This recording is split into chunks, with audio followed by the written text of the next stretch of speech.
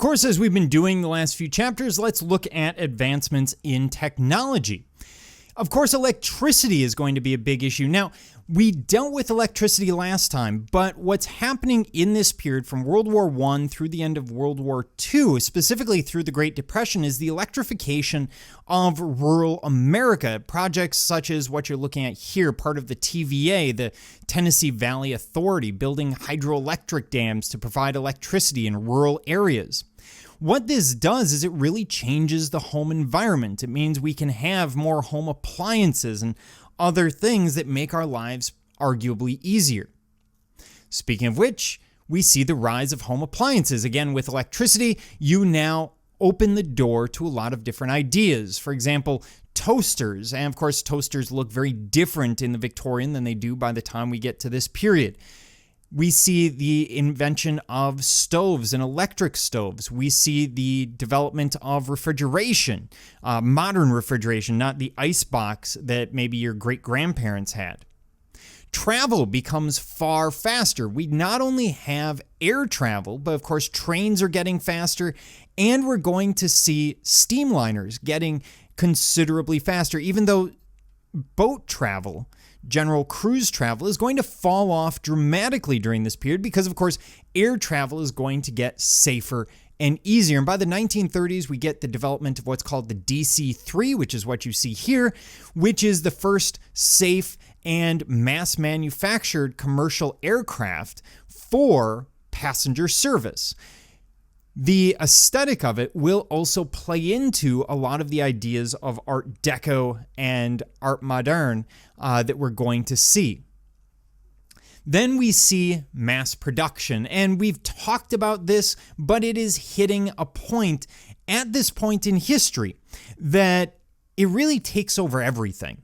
You really don't have a lot of artisans working with their hands. We see a lot of pieces coming out of some form of mass production, and the mass production is getting closer and closer to and really hits that point of Henry Ford and the manufacturing line, the idea of mass producing products by one person doing one small element of the production process, and then the next person doing the next thing. No single person can actually build the whole thing, such as a car.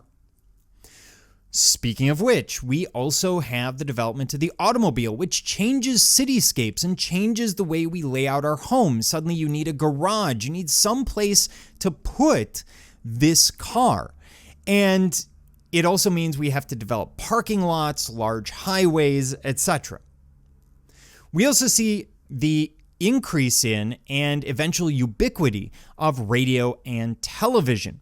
Now, radios are going to turn up really fairly commonly at the beginning of this period, television at the end, but they both do the same thing. They bring the world into someone's home, which means that they have a better understanding of what's going on in the world.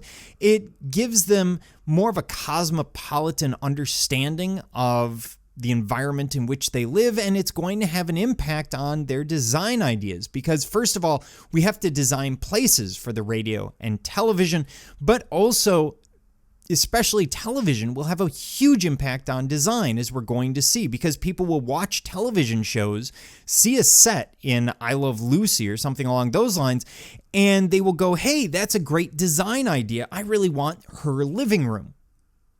Now, globalization becomes another big issue. It falls off around the Great Depression. We see a lot of isolationism in that period where people get this idea that if we stop globalizing and just buy things from the United States, for example, that will somehow massively help the economy. Of course, it does sort of. It leaves out some of the trade and things that could be beneficial. So we will see the rise of globalization up to the Great Depression, and then that will fall off before building up again as we move into the postmodern world.